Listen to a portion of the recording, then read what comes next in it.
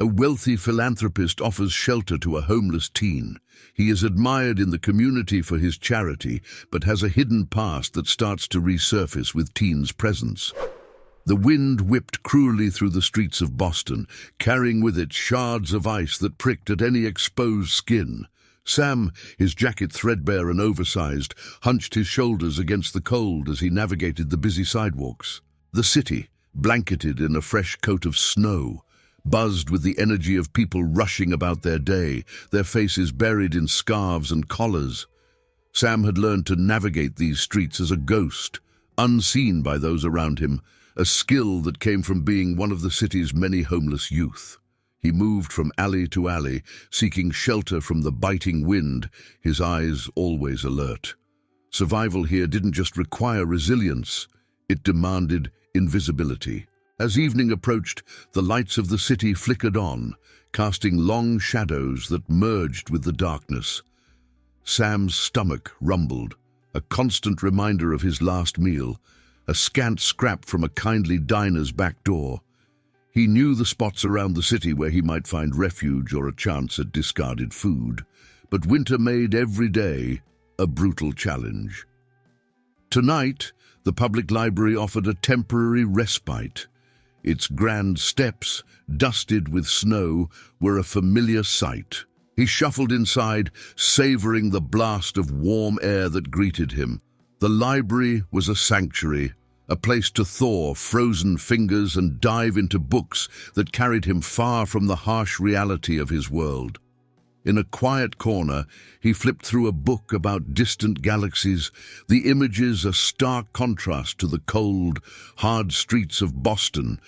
It was here, amidst the stacks of worn pages, that Sam could dream, imagine, and momentarily escape. Yet, as the clock neared closing time, reality beckoned him back to the icy embrace of the streets, a cycle as relentless as the turning pages of time. As the library's closing announcement crackled over the intercom, Sam tucked the book back onto the shelf and braced himself for the night ahead. His breath formed clouds in the frigid air as he stepped outside, the warmth of the library already fading from his bones. Crossing the park, he noticed a figure, a well-dressed man, watching him intently from a nearby bench. The man's presence was unusual at this hour, his demeanor neither hurried nor harried by the day's end. As Sam passed, the man called out, "Excuse me, young man, might I have a word?" Hesitant, Sam paused. The streets had taught him caution, but curiosity nudged him closer. The man stood, revealing a tailored coat that spoke of wealth and warmth. "My name is Charles," the man introduced himself, his voice smooth and comforting. "I couldn't help but notice you seem a bit out of sorts this evening. I hope you don't mind my saying so." Sam's guard was up, but the genuine concern in Charles's eyes was disarming. "I'm just heading out for the night," Sam replied, his voice wary. Charles nodded, a soft smile playing at his lips. "I imagine these nights are getting quite unbearable. I have a proposition for you. I'm on my way to my home not far from here. It's warm, there's food, and I assure you no strings attached. A place to rest your head, at least for tonight." The offer was unexpected, almost too good to be true. Sam's instincts warred with the biting cold that seeped into his bones. "Why would you help me?" he asked, unable to mask the skepticism in his voice. "Let's just say I believe in helping where I can." "My home is open to you if you wish," Charles said, extending a card with his address. "No pressure, of course. Should you decide to accept, the door will be open." As Charles walked away, Sam turned the card over in his hands, the address embossed in gold. The warmth of the library seemed like a distant memory compared to the promise of a real shelter for the night. With a deep breath clouding in the night air, he made his decision. It was a risk, but the cold was relentless, and the streets offered no reprieve. Tonight, he would follow Charles, step into the unknown, and perhaps find a temporary haven in a world that had offered him little. With trepidation etched into the lines of his forehead, Sam made his way to the address on the card. Each step was hesitant, as if he could turn back at any moment and return to the familiarity of the cold streets. The mansion that awaited him was nestled in one of Boston's wealthier neighborhoods, its imposing gates and stately facade illuminated by soft, welcoming lights. As he approached, the gate swung open with a silent, automated grace. The path leading up to the front door was lined with meticulously trimmed hedges and statues that glistened with remnants of snow. Sam's heart pounded in his chest, a mix of fear and awe overtaking him as he stepped into a world so different from his own. The door opened before he could even knock, revealing Charles in the warm glow of the mansion's foyer. "Welcome, Sam. I'm glad you decided to come," Charles greeted him, his voice rich with a warmth that seemed to seep into the chilled air around Sam. Inside, the mansion was even more impressive. The high ceilings were adorned with crystal chandeliers, and luxurious carpets cushioned his every step. Charles led him through the halls, each room more opulent than the last, before arriving at a cozy kitchen where the smell of freshly cooked food filled the air. "Please make yourself comfortable. You can take a shower, change into some warm clothes we've prepared, and join me for dinner." "There's no rush," Charles said, gesturing towards a hallway that led to what Sam assumed were the guest quarters.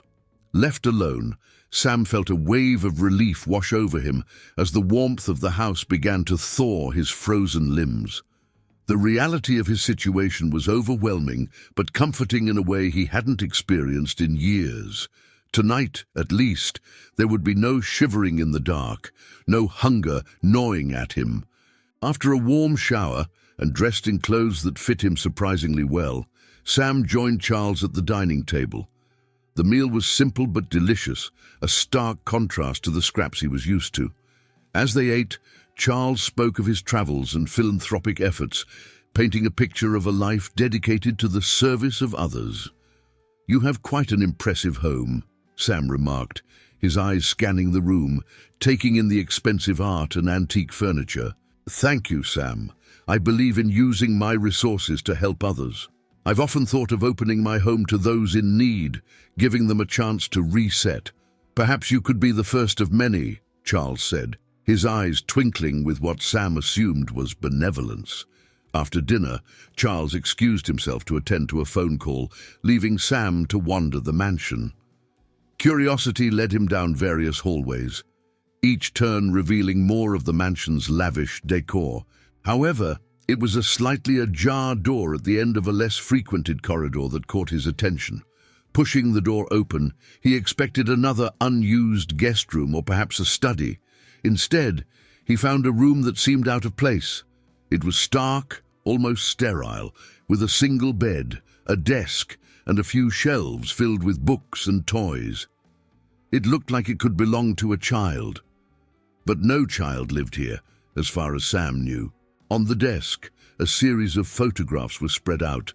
They were of children, different ages and backgrounds, but all with a similar look of unease in their eyes. The bottom drawer was slightly open, revealing a stack of folders, each labeled with a different name. Sam's heart raced as he flipped through one, finding documents and reports that read like case files. They detailed personal histories, medical records, and something about placements and transfers that didn't make sense. The realization that there was much more to Charles' philanthropy than met the eye began to dawn on him. A sinking feeling in his stomach as he questioned the true nature of his benefactor's charity. Sam, his fingers trembling, carefully replaced the files exactly as he had found them. The discovery of the children's documents had injected a dose of reality into the evening's surreal quality. The room, though outwardly a child's, now seemed more like a cell with decorations meant to disguise its true purpose. He left the room, closing the door quietly behind him, his mind racing with questions about the children in the photographs. He wandered through the corridors, trying to piece together what he had seen. The mansion, with its opulent trappings, suddenly felt more like a facade, hiding darker truths behind its luxurious exterior. As he passed by a grand mirror, he paused to look at his reflection. Dressed in clothes not his own, in a house that felt more like a labyrinth, he wondered if he was walking into a trap.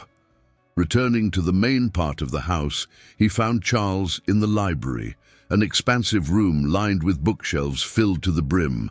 Charles looked up from his reading, his expression one of mild curiosity.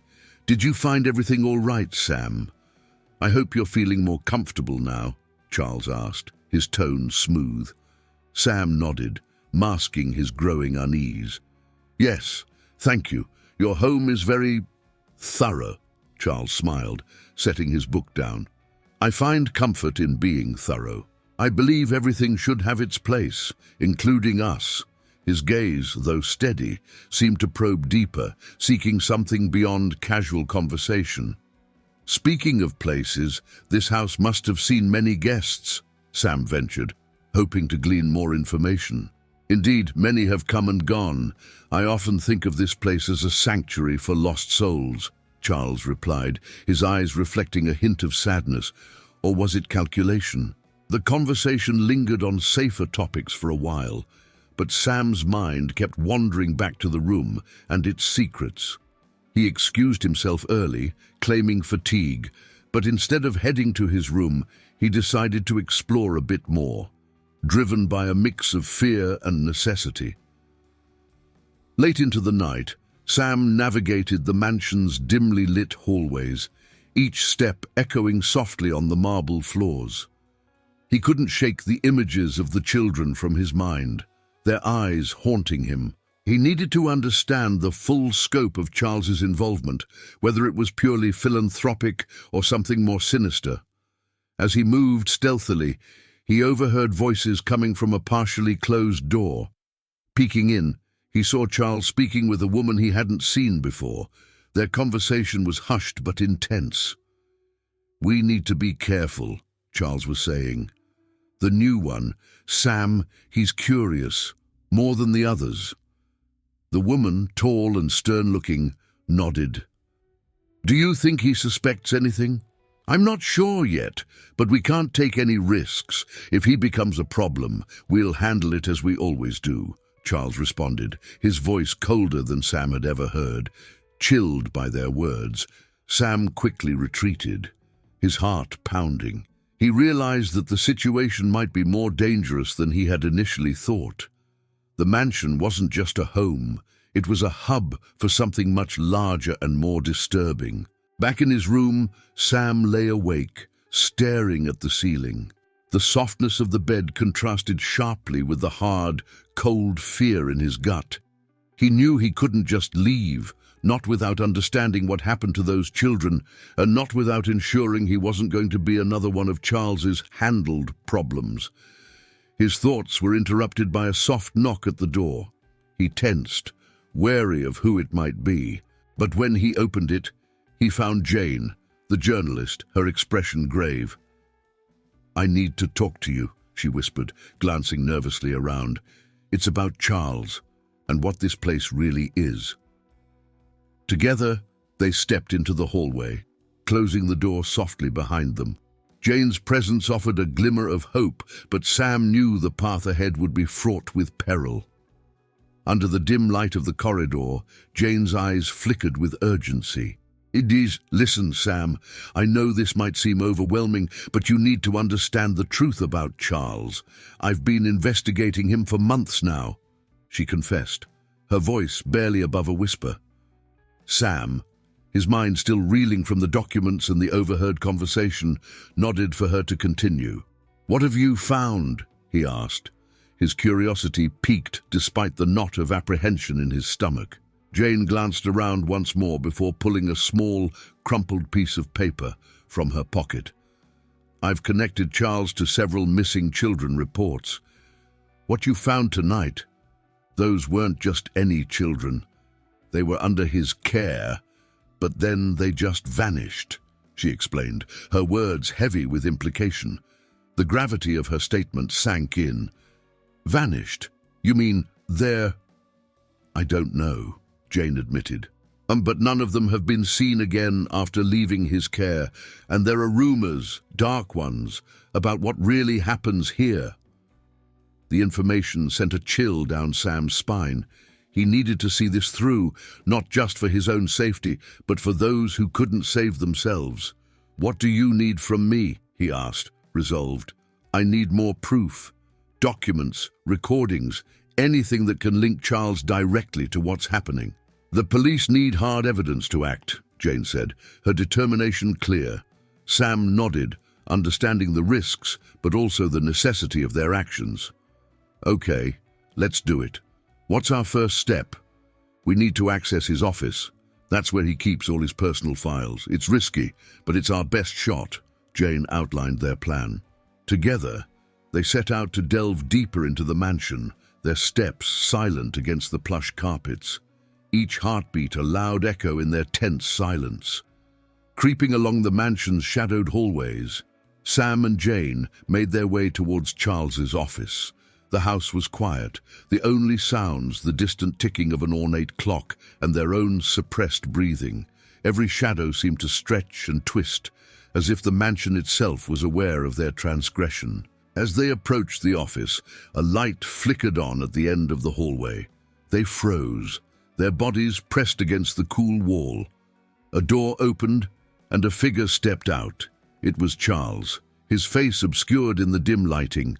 Quickly, they ducked into a nearby alcove, holding their breath as Charles passed by, murmuring into his phone.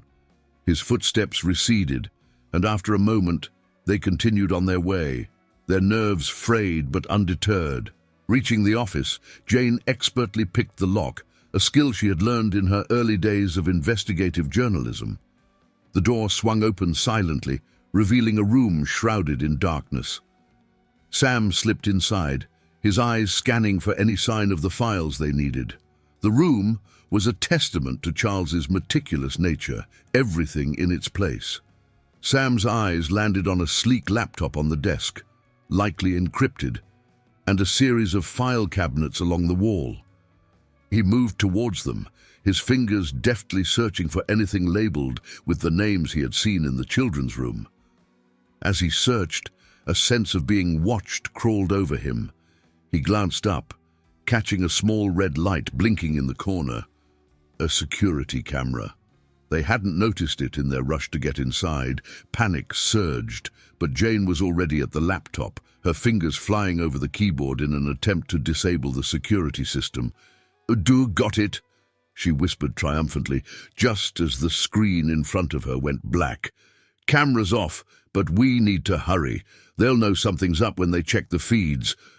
With renewed urgency, Sam pulled open the drawers, grabbing files that matched the names and stuffing them into the bag Jane had brought, each second stretched into infinity, the threat of discovery looming over them like a dark cloud. With the files secured, Sam and Jane made a hasty retreat from Charles's office, their hearts pounding as they retraced their steps through the darkened hallways of the mansion. They needed a safe place to review the documents, to piece together the evidence that could potentially dismantle Charles's facade of benevolence. As they neared the guest quarters, a shadow detached itself from the darkness. Both froze, bracing for confrontation. Instead, they were met with the sympathetic eyes of Maria, one of the housemaids they had seen earlier in the day. Her expression was one of resolve rather than threat. "I know what you're doing," she whispered, glancing nervously down the corridor, "and I want to help." Surprised, Sam and Jane exchanged a quick, uncertain look.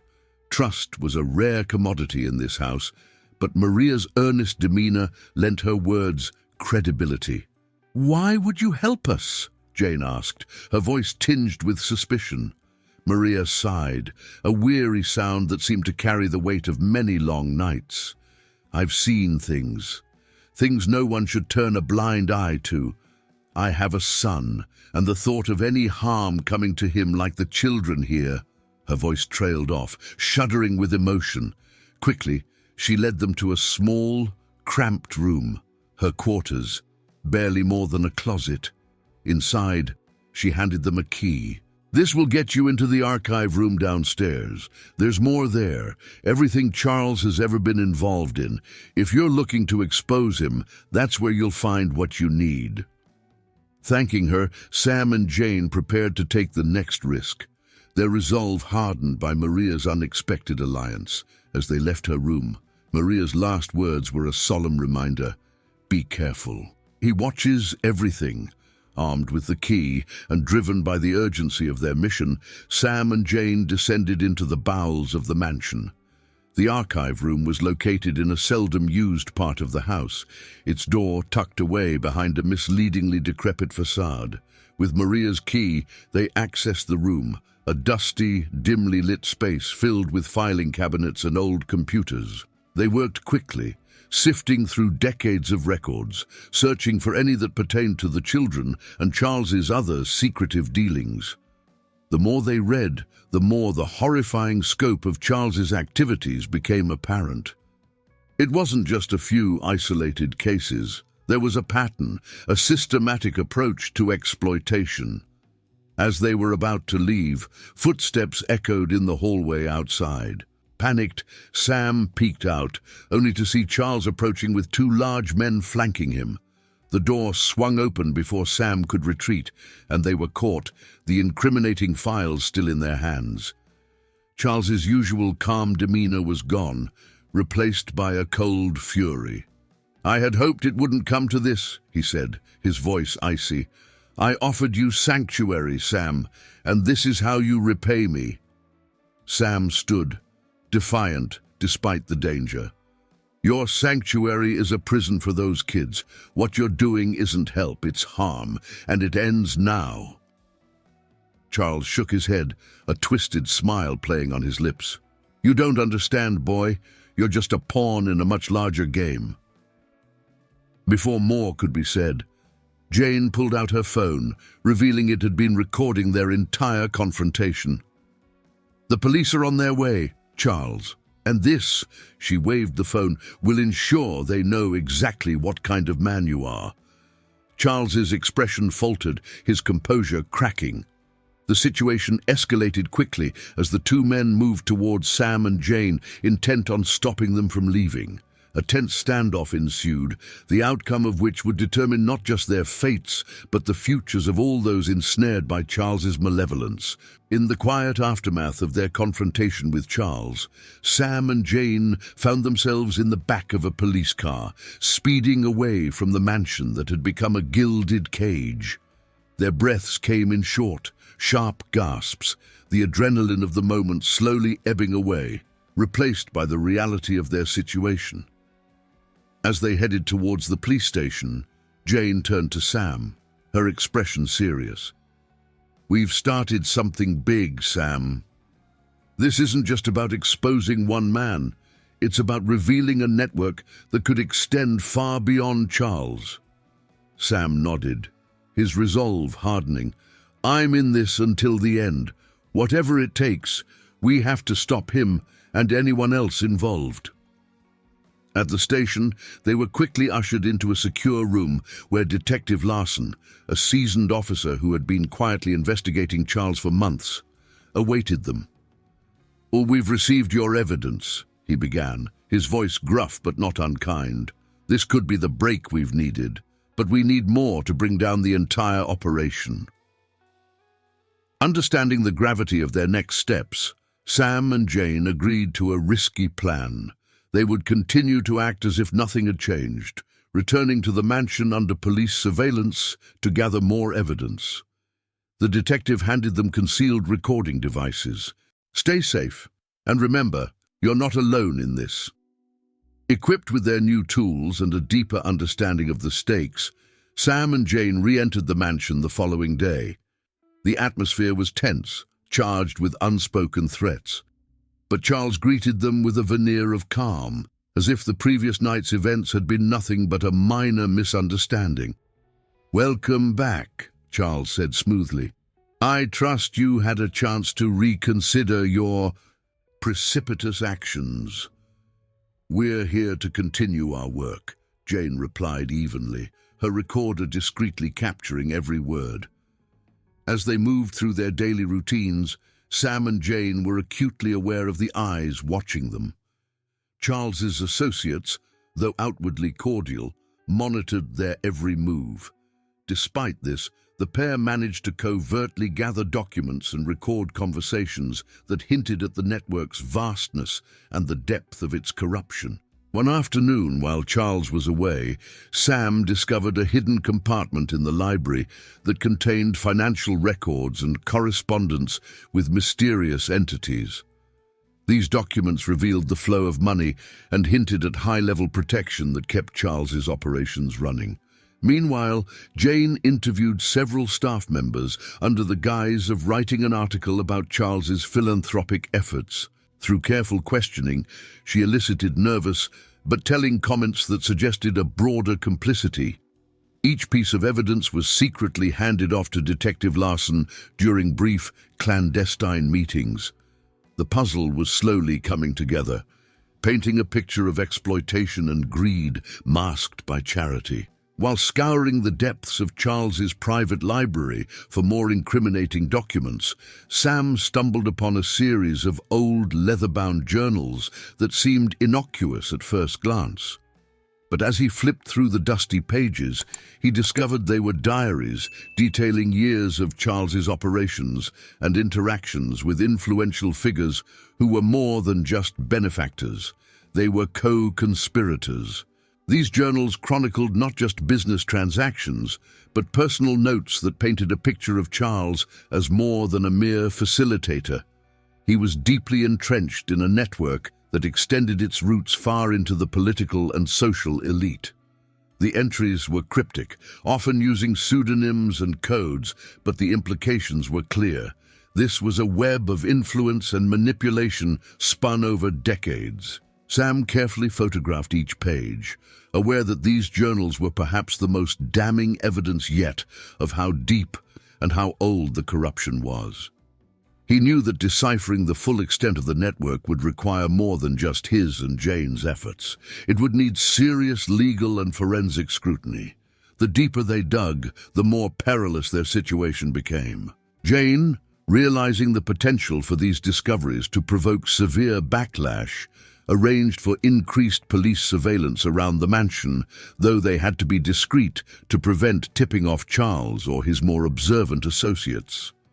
Their next move was to access Charles's main computer in his study, a much more dangerous task, given its location in one of the most secure areas of the mansion. The computer likely held digital records that could connect the physical evidence they'd gathered with international transactions and communications.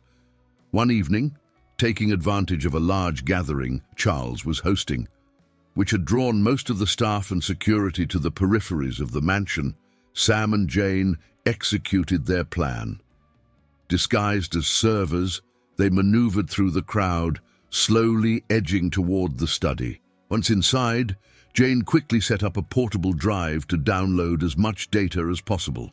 Sam kept watch, his nerves on edge as the minutes ticked by.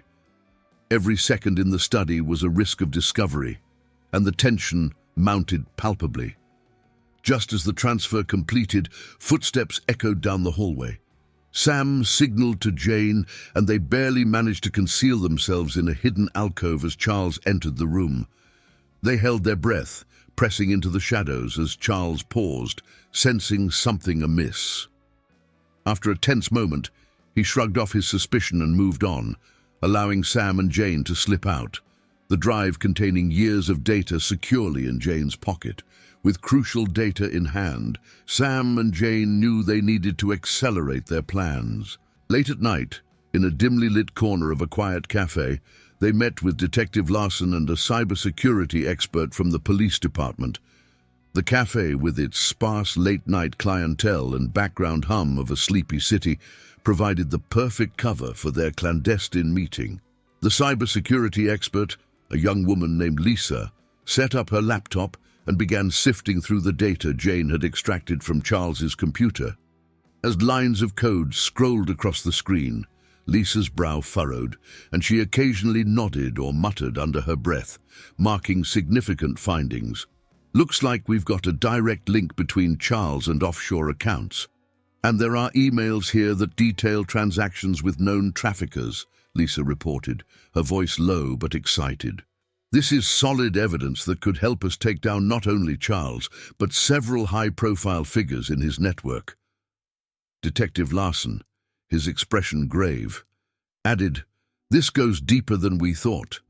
We're not only dealing with illegal activities on a national scale, but international implications as well." Sam, feeling the weight of their discovery, asked, "What's our next step?" "We tighten security around you and move forward with preparing a case. We may also need you to testify, given what you've both witnessed," the detective explained, his eyes meeting Sam's in a look of solemn understanding.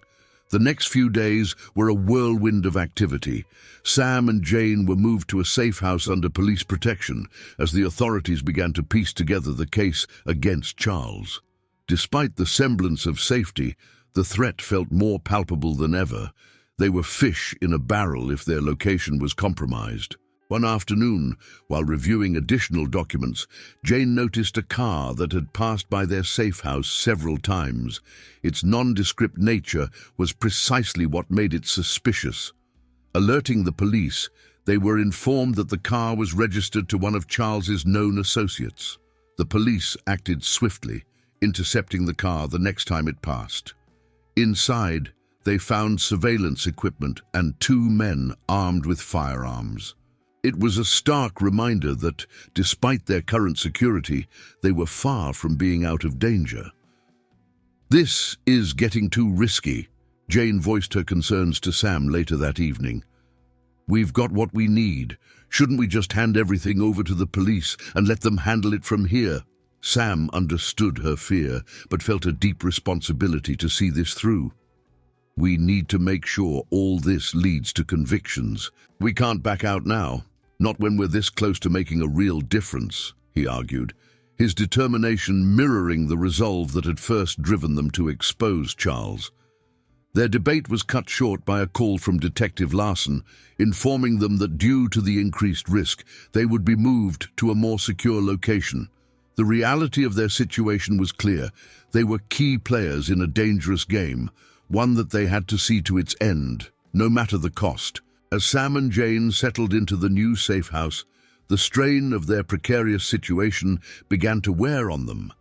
The small, nondescript building was fortified and secure, surrounded by unremarkable scenery that belied the critical nature of their stay there. Inside, the stark, functional rooms provided little comfort, serving as a constant reminder of the dangers they faced. Late one evening, Sam found Jane staring out a rain-streaked window, her expression a mix of determination and dread. "How are you holding up?" he asked, his voice tinged with concern. Jane turned, offering a weary smile. "It's a lot, isn't it? We started this to expose one man's crimes, and now we're uncovering a conspiracy that could go much deeper. I can't help but wonder if we're in over our heads." Sam nodded, understanding her fears. "And I know it feels that way sometimes, but we're making a difference. Think about those kids, the ones we're doing this for. We can't let them down." Their conversation was interrupted by Detective Larson's arrival. He brought updates on the case and additional evidence they had gathered, which reinforced the breadth and depth of Charles's criminal network. "You two have done something extraordinary here," Larson said, "but it's not over yet. We need to stay sharp and see this through to the end." The weight of their responsibility was palpable, but so was the bond that had formed between them, forged in the fire of shared danger and mutual resolve. The next morning, as Sam reviewed documents in the living room, an urgent message from Detective Larson arrived. A major newspaper had somehow obtained part of their evidence and was running a story on Charles and his activities. The leak threatened to undermine the ongoing investigation, potentially tipping off other key figures in the network. Jane and Sam met with Larson to discuss the implications. This could either help us by turning public opinion against Charles and his associates, or hurt us by making them go to ground before we can complete our investigations," Larson explained, his tone serious. The team decided to use the leak to their advantage by controlling the narrative. Jane, with her background in journalism, took the lead, working with the police to provide additional, controlled information to the press, ensuring the focus remained on Charles's criminal activities without compromising the broader investigation. This strategic move proved effective. Public outcry grew as more details emerged, leading to increased pressure on law enforcement agencies to act swiftly. It also brought unexpected allies to their cause, including whistleblowers from within Charles's organization, shaken by the revelations and eager to distance themselves from the fallout. As the investigation gained momentum, Sam felt a cautious optimism. They were making progress, tangible and impactful, moving ever closer to the justice they sought. Yet the threat remained, as unseen eyes watched their every move, waiting for an opportunity to strike back. Amidst the growing media storm and public scrutiny, tensions within Charles's network began to surface. As allies turned into potential liabilities, cracks appeared, revealing the fragile nature of trust among criminals. Within this volatile environment, Sam and Jane continued to gather evidence, bolstered by their guarded optimism about the investigation's progress. One evening, as they reviewed new data with Detective Larson, a disturbing revelation came to light. The leak to the press, initially seen as an external breach, was traced back to an inside source, a member of the police team assigned to their case. This betrayal sent shockwaves through their small team, underscoring the complexity and danger of their mission. The officer involved has been arrested, but this shows just how deep and far-reaching Charles's influence is, Larson explained grimly. We need to reevaluate everyone's access to sensitive information and increase security measures around you both. The news of the betrayal added a layer of paranoia to their already tense existence. Trust, once a given within their circle, now required constant verification, straining relationships and complicating their operations. Following the revelation of the betrayal, Charles's maneuvers became more desperate and bold. Aware that his network was unraveling and that public opinion was turning against him, he sought to regain control by directly confronting Sam and Jane. One morning, they received an encrypted video message. Charles appeared on screen, his demeanor calm yet unmistakably threatening. "I know what you've been trying to do," he began, his voice steady. "But you are playing a game you cannot win.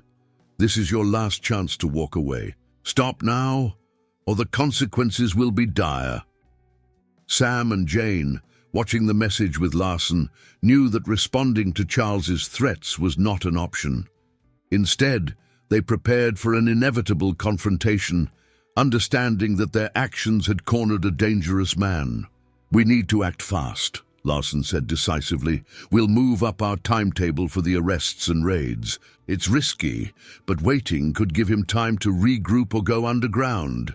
The decision set a series of rapid actions into motion. Law enforcement coordinated nationwide to dismantle the remaining parts of Charles's network. Sam and Jane were moved to an even more secure location as they awaited the final showdown. As the day of the operation dawned, a tense atmosphere enveloped everyone involved. The outcome of their long and perilous journey hung in the balance, promising resolution but guaranteeing danger.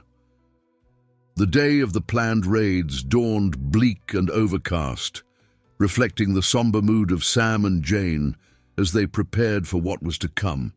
Huddled in a secure command center, they watched live feeds from various locations as law enforcement teams positioned themselves. As the raids commenced, everything seemed to progress as planned. However, midway through, a sudden and unexpected twist occurred.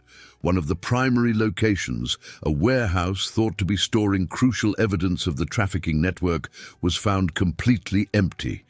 It seemed that Charles had been tipped off once again. Detective Larson, frowning deeply at the live feed, turned to his team. He knew we were coming. Someone inside is still leaking information. The revelation forced them to consider the frightening depth of corruption and the possibility that Charles's influence reached higher than they had anticipated. This setback sent ripples of frustration through the room, but it also hardened their resolve. "We push forward," Larson decided, his voice firm. "We regroup and go after everything else we have on him. He can't have covered all his tracks." Reeling from the revelation of the empty warehouse, the team focused on the other locations. Successes began to pile up as other raids turned up incriminating evidence, and key members of Charles's network were detained. Meanwhile, Sam and Jane dealt with the emotional fallout of the day's events. The betrayal and the near miss with the warehouse weighed heavily on them, exacerbating the stress of the ongoing threat to their lives. As they pored over new evidence, another piece of the puzzle fell into place. Jane, sifting through financial records, found transactions linking Charles not just to known criminals, but also to a few high-profile business leaders and politicians. This was the proof they needed that Charles's network was not just a criminal enterprise, but a complex web of influence and power. Armed with this new information, they approached Larson. "Look at this," Jane said, pointing to the highlighted transactions on her laptop screen. "It's not just thugs and smugglers.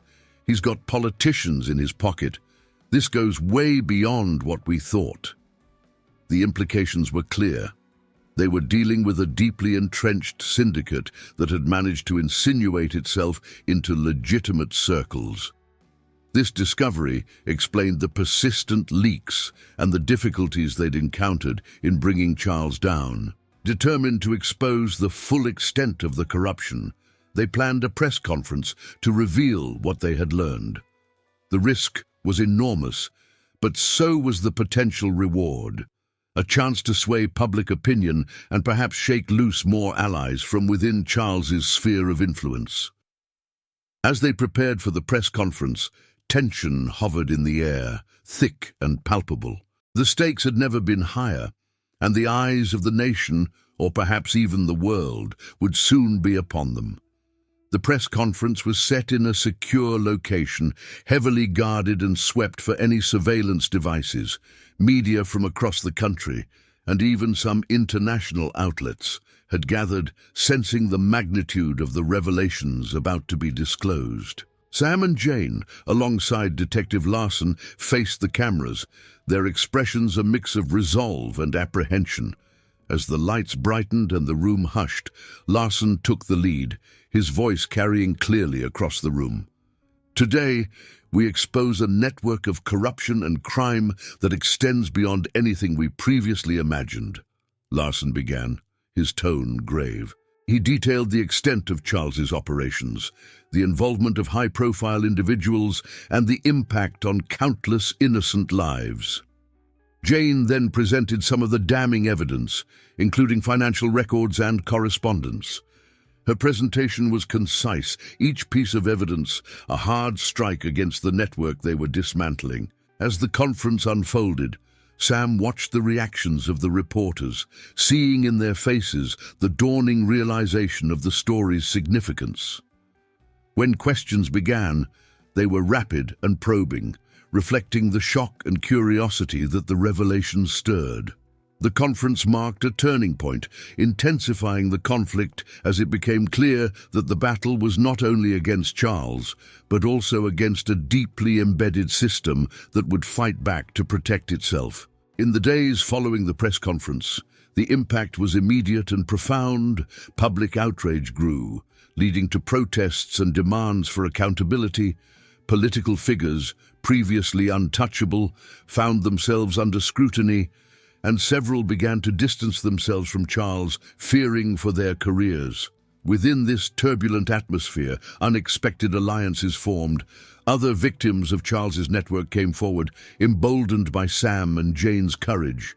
These new allies provided additional evidence and testified about their experiences, adding depth and emotion to the ongoing legal proceedings. However, the path was not smooth. Betrayals also surfaced, as individuals who had seemed supportive turned out to have their own agendas. One particularly painful betrayal came from a politician who had publicly supported their cause, but was later revealed to have been warning Charles about law enforcement actions. Despite these challenges, the growing alliance of victims, activists, and ethical officials continued to push forward, strengthened by a shared goal of justice and reform. Sam and Jane found themselves at the center of a movement, their initial investigation having sparked a broader fight against corruption. As the episode drew to a close, the landscape of the battle had changed. What started as a quest to bring down one man had evolved into a larger crusade against systemic corruption. The stakes were higher, the enemies more powerful, but the network of allies was stronger and more committed than ever. In the quiet moments between meetings and media appearances, Sam found himself wrestling with the personal toll of their mission. His thoughts often drifted back to his first days on the streets, feeling invisible and insignificant. Now thrust into the spotlight as a figure of resistance against corruption, he grappled with the weight of expectations and the fear of failure. He reflected on the person he had become through this ordeal, hardened yet hopeful, distrustful yet deeply reliant on the bonds forged in the heat of their shared struggle. Jane, too, faced her own internal conflicts. Her journalistic instincts were at odds with her role in the investigation.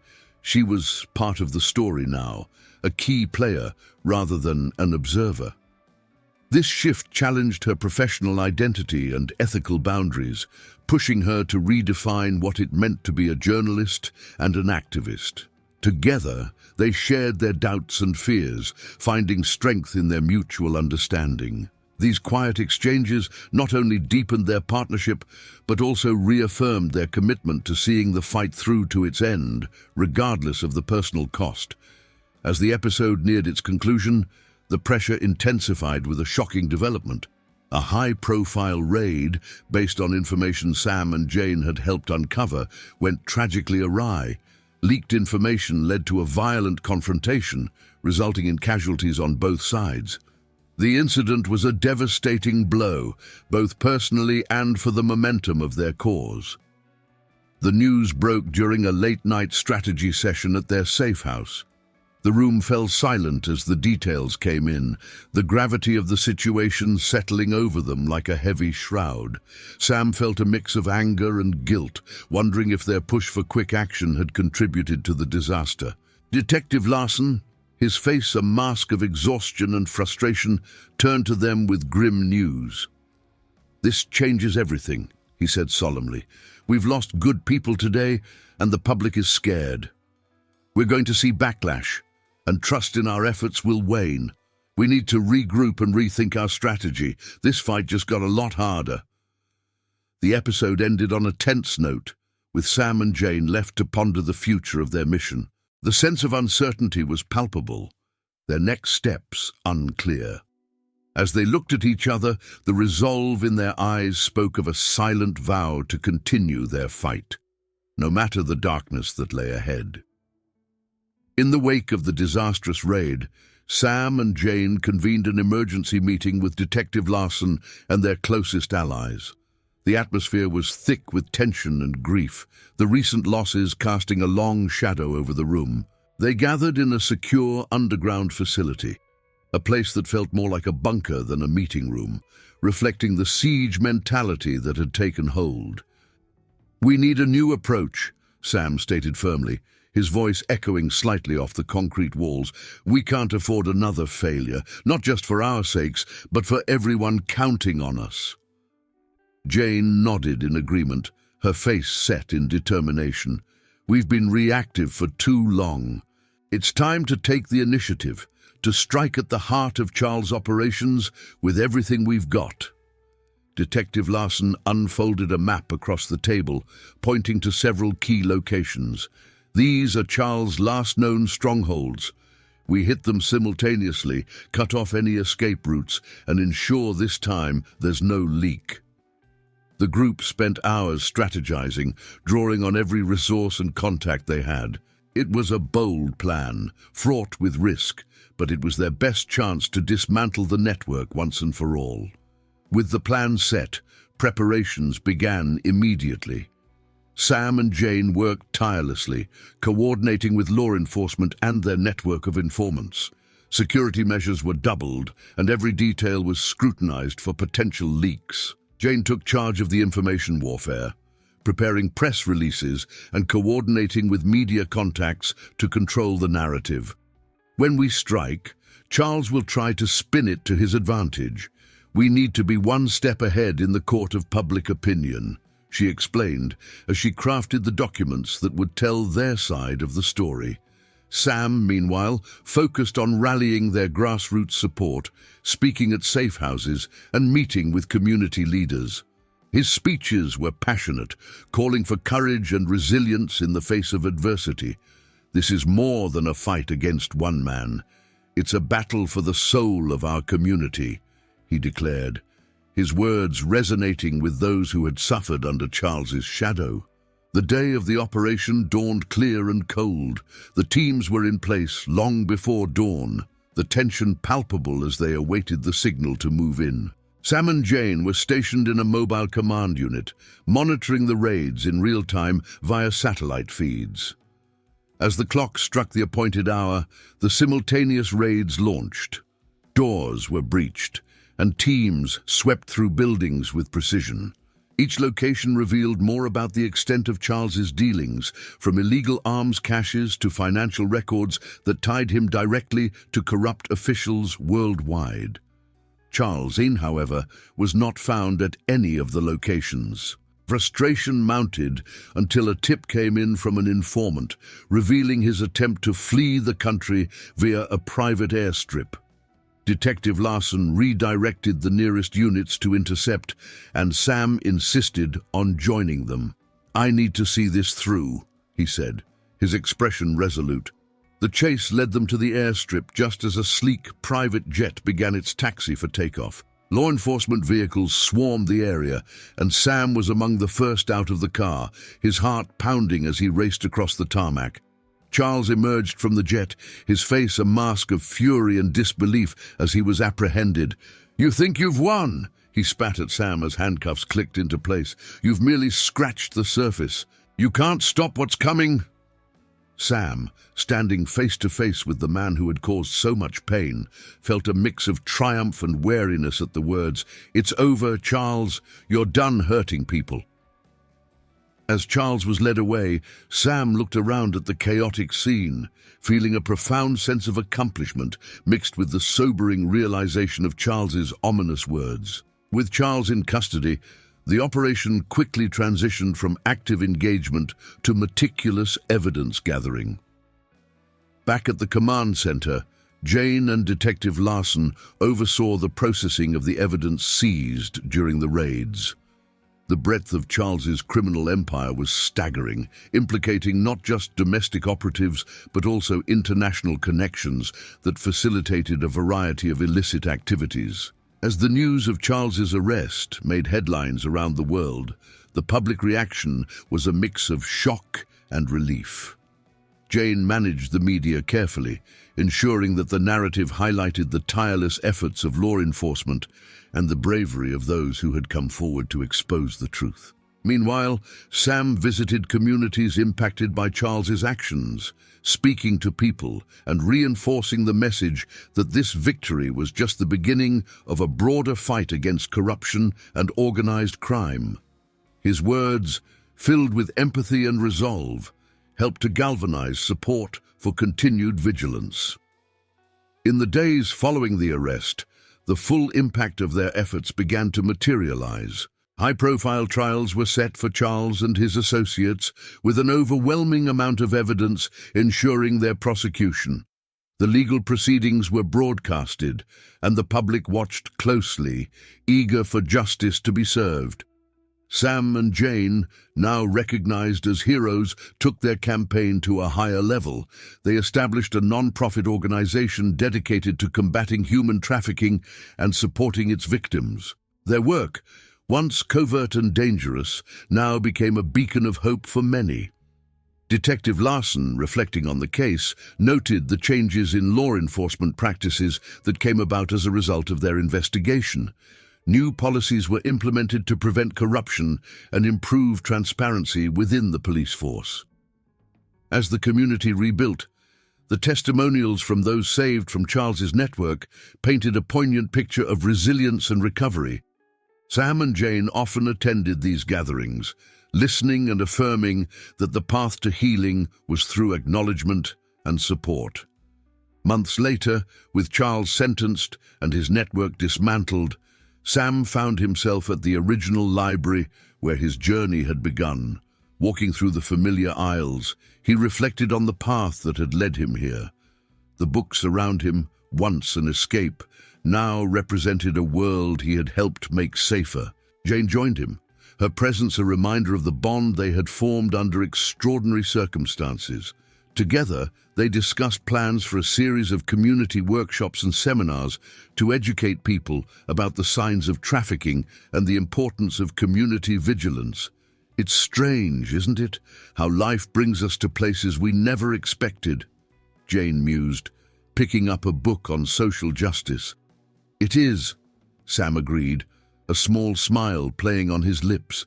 But I think it's these unexpected journeys that show us who we really are and what we can achieve. With their organization thriving and their efforts recognized globally, Sam and Jane looked forward to a future where they continued to make a difference.